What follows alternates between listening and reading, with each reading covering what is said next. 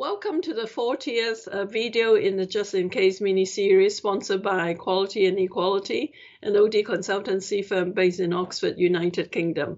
And my name is Mei Chung Judge, and I'm the founder of the firm. And we call it Just In Case is because of our lifelong learning orientation, that we want to have short bite-sized learning to refresh our thing, to learn something, and to remind ourselves about something. And today I want to welcome back Dr. Naomi Stanford, who did a video earlier for us called Organization Design 101. And when Naomi and I talk about the two videos she would make, we decided the second one should be really a response to those of you who are thinking about what Ox design, not just structure, but organizing principle should be as a response to pandemic. And Naomi is very qualified to talk about this because of her in-depth insights in the issue. She's a brilliant scholar, a practitioner, teacher, and author. She worked for multinational, a range of them, and as well as government across the pond, USA, and as well as here and in Asia. So I am particularly impressed that Naomi, like a very few scholar, have a very, very agile response, a rapid response to what the pandemic impact has been on organization. And this video is her sharing of what she thinks organization should consider as a response to the pandemic. So it's amazing that we can have you with us, Naomi. So over to you. Thanks, Mian, and thanks for inviting me to respond on the organisation design, the impacts that the pandemic has been having on this. They are remarkable. And it's a very, very exciting time for organisation design to see the range of responses that organisations are making to the pandemic, both as a kind of desperate response and a considered response. And thinking about that, we don't know yet how things are going to play out. And obviously it's a very fluid situation globally, but we are starting to see some trends. And I'm going to talk a little bit about what the what we're seeing right now from an organisation design perspective. So the first thing is what is the impact of the actual coronavirus pandemic? But there are also other context factors. So the pandemic is having a knock-on effect on trade deals, on supply chains, etc., etc. So it's not just your workforce, it's in a much bigger context.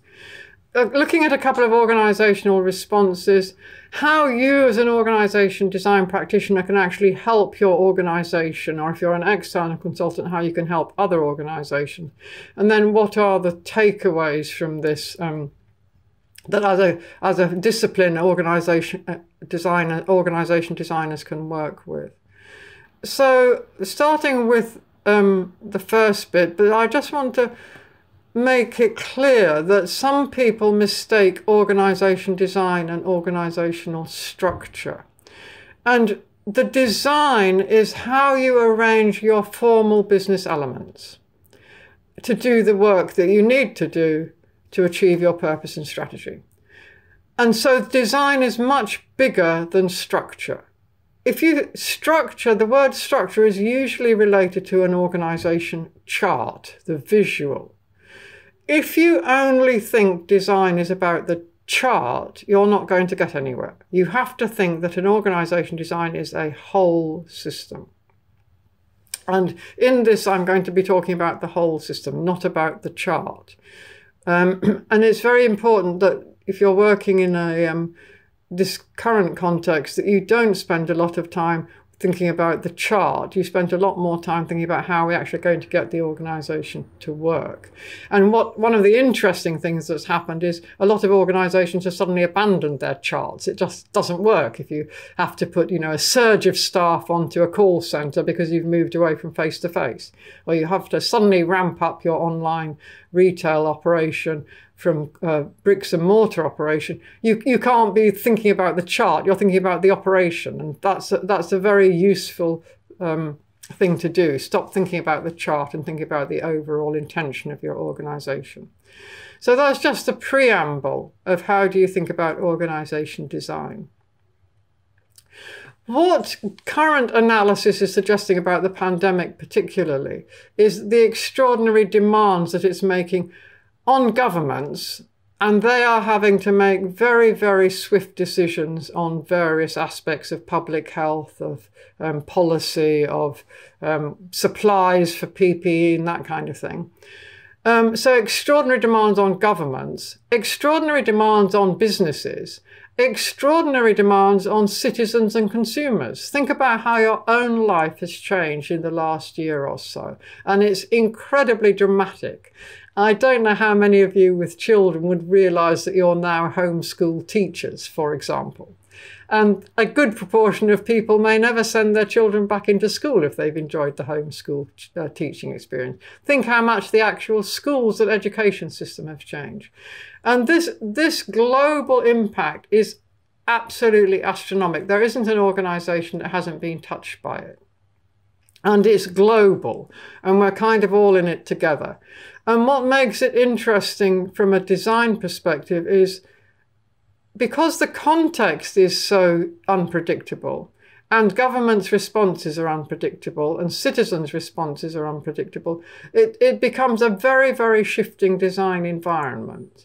The one that I've noticed this current week is the idea that we might have a vaccine. And now there's a sort of anxiety about, well, the anti-vaccine people might sort of negate the possibility of success that a vaccine might have if a certain proportion don't take it up. Now, that's a government design issue. How do we design a vaccine system that will get a good enough take-up?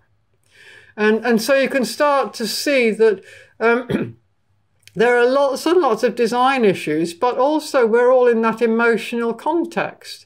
We feel disoriented and we feel we've lost control.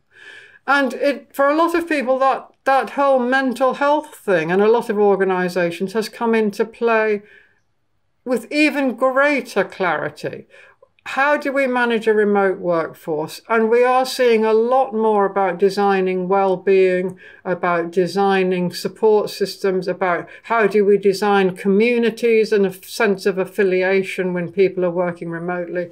It's a very, very challenging problem in a design sense, because we're sort of shifting from the sort of hard elements of an organisation to supporting leaders design the sort of softer human interaction elements and linked to the harder elements. So how do you measure performance, for example? And in the early stages of the pandemic, there was a lot of discussion around, particularly for parents, is it okay to kind of adjust the day and make it shorter? How do we feel about people who are homeschooling? How do we feel about children who burst into Zoom meetings, and that sort of thing? Those are all design issues which can be discussed, brought to the surface of organisations, and then managed in some design senses to render the emotional impacts slightly more tolerable. So when we're thinking about that sort of whole disorientation, massive, massive impact, it's a huge shock. We don't have a cookie cutter type solution. We don't know what the future will bring. Will there be a vaccine? Will there be another wave of epidemics? Are we making the ecosystems of human and natural environment such that these pandemics could become more prevalent? And so the idea is to help organisations think about that bigger context they're operating in, and then narrow down a little bit into their responses to particularly the pandemic right now, but think about the pandemic as a kind of example of unknown things that may happen. And how do you respond to that? And some of them we know that they could happen, but we don't particularly pay attention to that. Like, I lived in San Francisco for a number of years. Everybody knew there could be an earthquake, but it was just the background. we're not paying enough attention for when it actually does happen, how would we respond? And that, in a design sense, is really interesting, of how do you get an organisation prepared for something when A, it may never actually happen, and B, you don't know when it might happen if it did happen. And that whole sense of design preparedness is another trend that we're starting to see. So 2 trends so far that I've mentioned. One is about the mental health and well-being and affiliation aspect, and the other is about preparedness for something that could happen that we don't know what it is. And the pandemic that we're in now has kind of shone a light on the issues of how a scrambled response doesn't necessarily work in the best interest of anybody, in fact. One way of thinking about this is to start thinking about how do we deal with shock generally. And quite often, and I've started to see it and other design practitioners have, we start to think about, why have we done this the way we always have done? It's a shock makes you question why you've done the things the way you have done, which can be really, really helpful. Like, why have we asked people to come to a physical building when it's perfectly obvious in 24 hours the entire workforce, the white-collar workforce essentially, could work from home? Why is it that we underpay high-value workers like bin collectors, like hospital workers, like care workers, when they are the people keeping the economy going in this pandemic? And this shock is raising monumental design questions like that. Would you be prepared to invert your pay system so that your frontline workers got more take-home pay than your senior leaders? Now, that is a kind of challenge question, and it's very interesting. We don't know how organisations are going to respond to that, but there are a lot of conversations. There's absolutely no point in starting to think about going back to normal, or even a new normal. There won't be a new normal, because we're in this state of shock which could go on for a long, long time, and where it's very unpredictable. And there are various economists trying to work out whether we'll recover in a V curve or a U curve or a W curve or all the rest of it. We don't know. And that, again, is a design issue. How do you design in that context? And one of the trends I've already mentioned is this preparedness trend. You design for preparedness, which is quite a different approach. But it also starts to ask questions about, do we need all the edifices that we've already got? Like, do we need performance management? Do we need grading structures? Do we need physical buildings? Do we need an employee workforce that's predominantly in the country that we operate in? Or could we have a global workforce because people work remotely? And I love the fact that several of my colleagues are now have deployed themselves to European capitals to work from the European capital that they wanted to live in, but couldn't when they were office-based workers. So think about the impact of shock and how organisations can respond to it in a very similar way to humans. You know, if you suddenly become disabled, you suddenly start to think, why have I lived the life I have? How do I adjust to my new state of disablement? And that's a similar type of thing. One way that I'm finding useful right now is to use this, it looks very straightforward, a model that goes, what's going on? So what does that mean? Now what shall we do? And if you start to think what's going on, there are multiple day-to-day examples, and I see them all the time in my life, and I have in my current life, well, in my past life as well. What's going on that we need to look at? What's happening? What am I noticing? What's standing out? And you can see it all the time. Like, have you noticed that if you watch a film now and you see a crowd scene and they're not wearing masks and they're not socially distanced, you get a kind of little judder of what are they thinking of? And you can see how rapidly your mindset is changing. Start to notice these patterns. In London, where I live at the moment, I've noticed all the buses say 30 people maximum. And then there's another little sign that says the driver is entitled to not let you on the bus. or they've now got other signs that say this bus is now full as it swoops past the bus stop without stopping.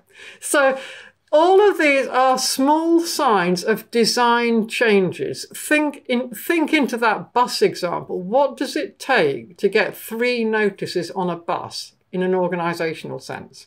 Driver training, driver empowerment, policy changes, customer education, and all the rest of it. And these patterns are really, really important to start to notice.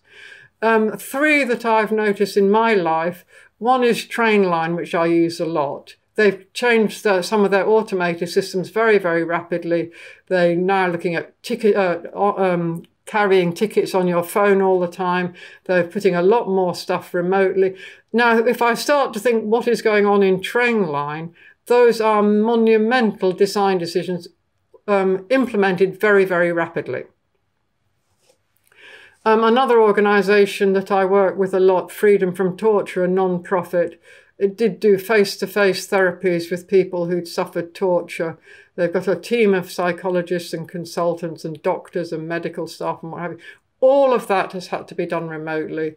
Their actual client base is very, very vulnerable. A lot of them are living in insecure accommodations. So they have had to rapidly refocus the way they're thinking about their organisation. And then in the supermarkets, I don't know if you remember at the beginning of the pandemic in the UK in March, this sort of hilarious run on toilet paper was one that caused a lot of amusement and distress. But there were some basic goods like flour or yeast or pasta and stuff. And that had a massive effect on the supply chains of supermarkets. However many times a supermarket says there isn't a supply problem, they still had to respond to empty shelves. And what I've noticed now, so what is it, like 8 months later, a lot of the supermarkets I go into have a list on their front door saying these goods are not, you can't have more than 3 bags of flour. These goods are limited per customer. So it's codified. And again, that is an attempt to manage the supply chain. So you can start to see what is going on. You can just notice what's going on in your day-to-day life and then start to think back into the organisation and start to think, what does that mean in design terms when you're thinking about aligning elements? So then you move into, so what does all of these patterns mean? And you can start to think what organisational values and decisions have been made or changed. So if you think about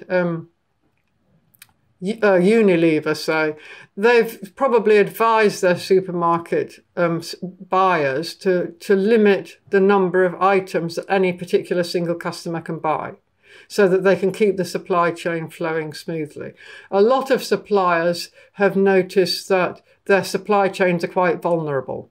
And they are, in fact, not because they haven't got the goods, but because a lot of the workers are self-isolating or have got the virus or are no longer available to work at the same level or whatever. And that has caused a vulnerability in the workforce. And a lot of them are going into much more robotic, automated processes or rethinking their supplier base to disperse it a bit more so they're not as vulnerable. So there's been a lot of supply chain redesign. If you start to look at what organisations are maintaining continuity, in a design sense, one of the things that we need to be thinking about as designers is what will keep business continuity. And what is going on in the UK right now is that discussion absolutely highlighted as the government is going in for lockdowns. And particularly affected are airlines, restaurant businesses, food suppliers, fast food suppliers, etc. Pubs. I read yesterday, I don't know if it's actually the figures, I would need to check, but 72% of pubs and restaurants think that they could shut down permanently. That is a lot of lost jobs. So start to think about business continuity for any type of response to an uncertain event. And how do you have that kind of, what's the minimum viable things you need to do to maintain community? And then what do you need to do differently or change? And you've got some very interesting examples. Homeschooling is one. How do we make the education system much less vulnerable than it is? If we require pupils to come into school every day in the UK, that is a huge vulnerability. And we're finding that homeschooling has a lot of limitations. The courses are not set up for it. The technology doesn't work that well. Young people are not that motivated by that type of thing. That's all a design issue. However, the World Economic Forum has done a very nice report showing how innovation can really help with that, with some very good practice examples. Then you've got examples which are less, their business continuity in a sense has been benefited. Zoom is one. A lot of the technology companies have actually benefited from this. And so you start to think, where if we lose jobs in one sector, how could we help staff move to another sector? Is it an employer responsibility to, for example, introduce training courses for business continuity if workers have to move sectors? And that is interesting. The other thing that you've seen around business continuity and a kind of community response to the pandemic particularly is a lot of cross collaboration. So early on in the pandemic, the supply of ventilators was hampered. And you saw a lot of organisations join forces. So some of the motor companies joined forces with the laboratories and changed their production lines into ventilator supply lines. And that's a very interesting use of business capabilities into a different field, which will help with business continuity. So you can start to think, how have organisations responded? So what does the response mean, and how can we think differently about our own organisation? Moving on a bit, you start to think, now what do we need to do ourselves? And there are 5 things to consider here, and I'll go through them briefly. One is, do we need to change our strategy, our business strategy? And you always begin design work with, what is the business strategy? Then you can start to think, how do we make our business simple so it's not overloaded with complexity if we need to switch very quickly? So simplicity. How do we make it flexible is a second thing so that we can adapt rapidly? How do we make it resilient? And that is the sort of thing where we need to maintain continuity regardless of the circumstances. And can we keep it focused on what we're trying to deliver with our strategy? And I'm going to talk about those in a little bit more detail. So strategy, simplicity, flexibility, resilience, and focus. And pick those up one by one. The first thing about the strategy is to ask a whole bunch of questions. So have our customer needs changed? And obviously, if you take a supermarket, they have changed. You know, the people can't go to the supermarket. They don't want to queue. Right, we have to ramp up our online click and collect service, or vastly increase our fleet of delivery drivers, or whatever it is. Are they seeking different outcomes? So that's that sort of question. Have the needs changed? Does that impact our goals? What is the volume and scope? How much will, if we stick with the supermarket, how many of our customers will switch from coming into the store to having a delivery? Is it going to be 90% or 50%? How many customers are going to switch out of our store altogether and go to their local corner shop? And in London, at least, little corner shops are doing a thriving business compared with supermarkets, because people can just walk to their little local shop and get most of what they need there. And it's easier than trying to book a slot because the delivery slots are quite few and far between at this stage. So you start to ask those types of strategic questions. Where are operations best located? And that's an interesting one, because it could, if you're a white collar workforce, be pretty much anywhere. what new sources of information do we need?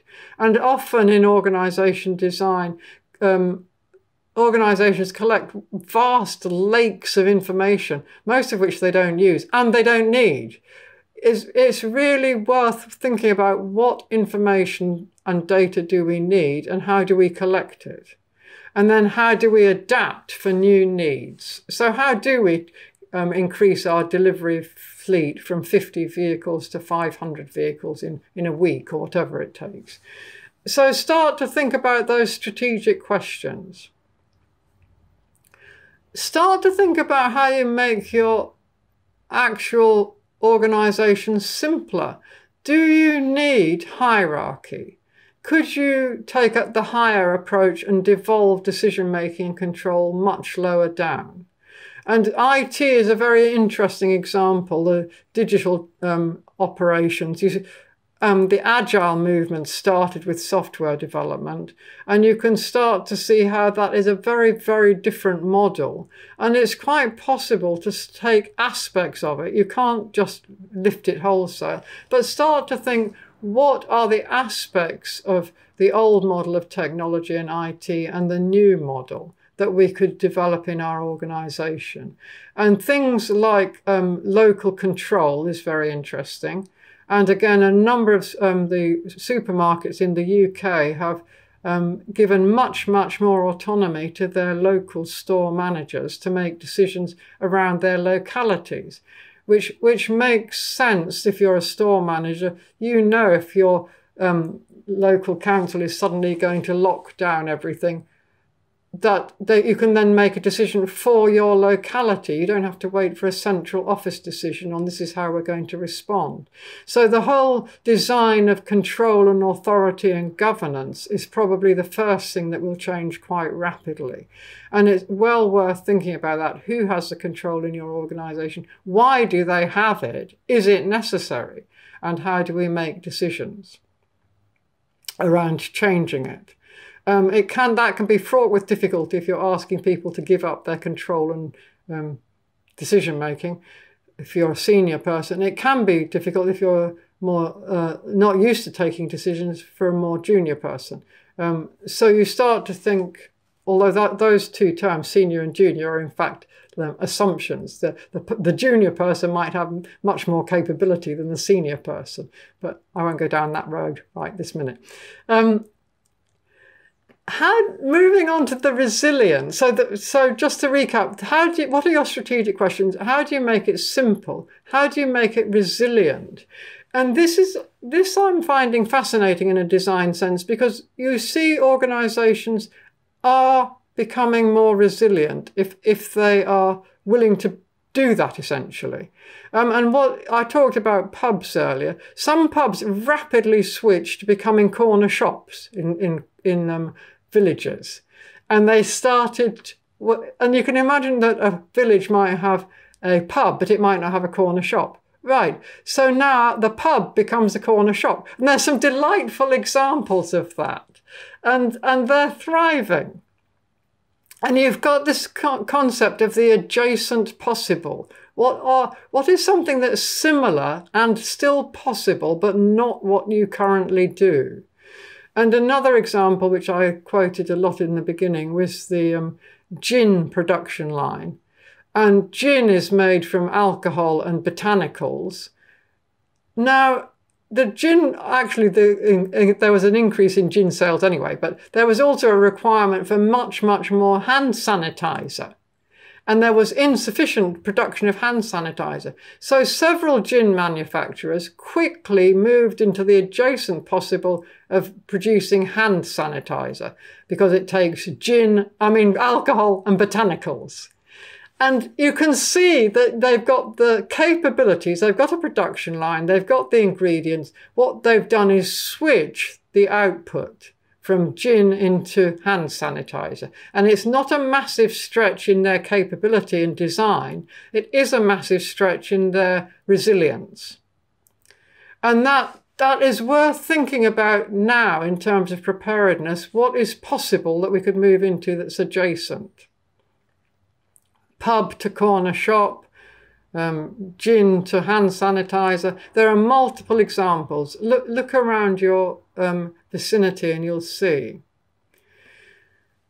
Moving on to flexibility, to make an organization flexible, you have to think that it's a system, that is a complex system, and that there isn't one approach to solving any things that it has to face. And there's a whole theoretical sort of notion around wicked problems that you may have come across. And if you haven't, I do suggest that you look at the wicked problem literature.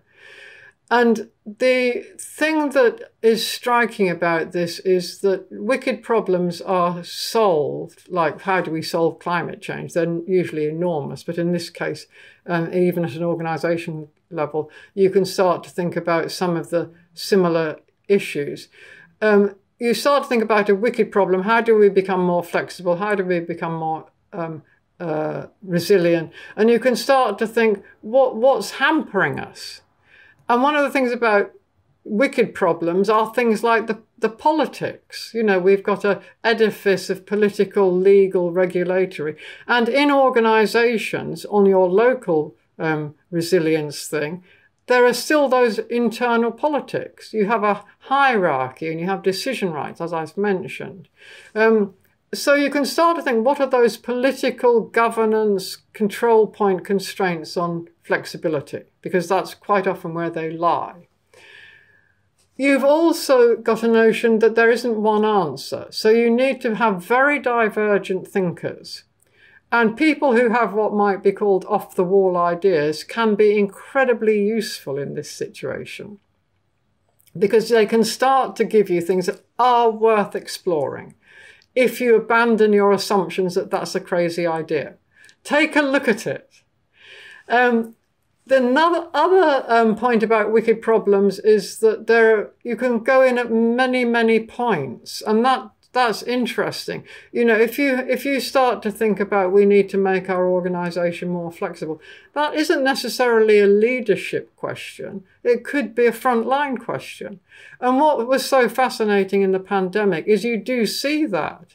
You see anybody having a go at something. How do we make the National Health Service more resilient? Well, we get all our community members to make PPE equipment. And you get these lovely little examples. There was one that I enjoyed. It was a 13-year-old boy making 3D printing face masks. And those multiple intervention points are really, really useful to try and look around, enable them if you possibly can. Open up your ideas for your organisation to question and challenge, and then get multiple perspectives on it. And there's a very nice case study of the Ebola pandemic or epidemic, because they began on a programmatic approach. We'll get this to work and this to work. And then they suddenly realized that didn't work at all. And they treated it as a wicked problem. And it was solved fairly rapidly. Multiple approaches, no correct view, reduction of the political constraints, overcoming some of the cultural resistance, etc., etc. Worth looking at the case studies around that, because they're very, very interesting. And a lot of points that you could start to think about. Remember not to adopt them wholesale. It doesn't work. You have to think about the points for your context. So flexibility is follows resilience, follows simplicity and your strategy, making them focused. And this little 4x4 that is interesting from Eddie Eben, he talks about making a movie. So you may have all the technical skills to make a movie. So you know how to operate a camcorder. You know how to line people up and they get them to speak their line. But something is missing. And what is that missing thing? So in making a movie, you've got a whole set of rational responses. Do we know how to use a camera, etc.?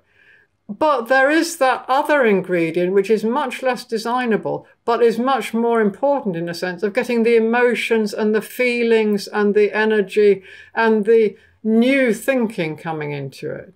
So rather than thinking that your organization is on a quest to become more flexible or resilient or focused, or needs to know how to do it, or just walks blindly like in a fog, none of those approaches are going to work. The workable thing is potentially thinking about how do we make a really engrossing movie.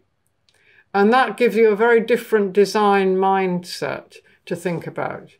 And so thinking about how do we invoke those emotional skills in design and in leadership, thinking about design becomes important. And finally, I'm stopping at this point because what we've covered is making organizations simple, flexible, resilient, focused in order to deliver their strategy. In the context of what's going on, so what does this mean? Now what do we do? What I'm hoping that you've taken away is some idea of the impact of the coronavirus pandemic, but also other context factors on design and potentially other uncertainties that we don't know about right now. How do you think about your organization in that literally shocking context? How does your organization respond to the shock? And what can you do as a practitioner to help? And that also requires us to look at our own responses to shock. Are we finding it curious and interesting, or are we kind of totally overwhelmed by it? Or do we view it as a challenge, or do we view it as something to run away from? So what is our own design mindset around response to shock? And finally, what steps can you take? And in my own work, one of the steps that I took was to offer these types of webinars to people over a 3-month period from May to the end of July. I was working in an organisation, and people found that very helpful because it opened a forum. So there are actually things you can do on a fairly small scale that could be helpful. Thank you for listening, and I hope what you've learned from this is some thoughts on how you can work through an unknown, very uncertain possible future through making your organisation simple, flexible, resilient and focused in order to deliver a strategy, remembering that your strategy may be changing. So your flexibility, resilience, focus and simplicity have to keep pace with your strategy. Thanks for listening, and enjoy the rest of your day. Thank you very much, Naomi, for your amazing insights and presentation with us. You remind us that one particular truth in OD, that the internal change need to be matching the speed of external change. And as we face pandemic, there are all sorts of requirements about how we can shift and adapt in order to be viable. And your video really helped us to think about this issue. For anyone that like to continue the conversation with Naomi, please know that her email, her biography, her other resources and link are all at the end of the video. So feel free to do that. And thank you, Naomi, again for your support in this video. And thank you, viewer, for continue to have this learning spirit. And may we continue to contribute to build healthy and effective organization. Stay well, stay safe.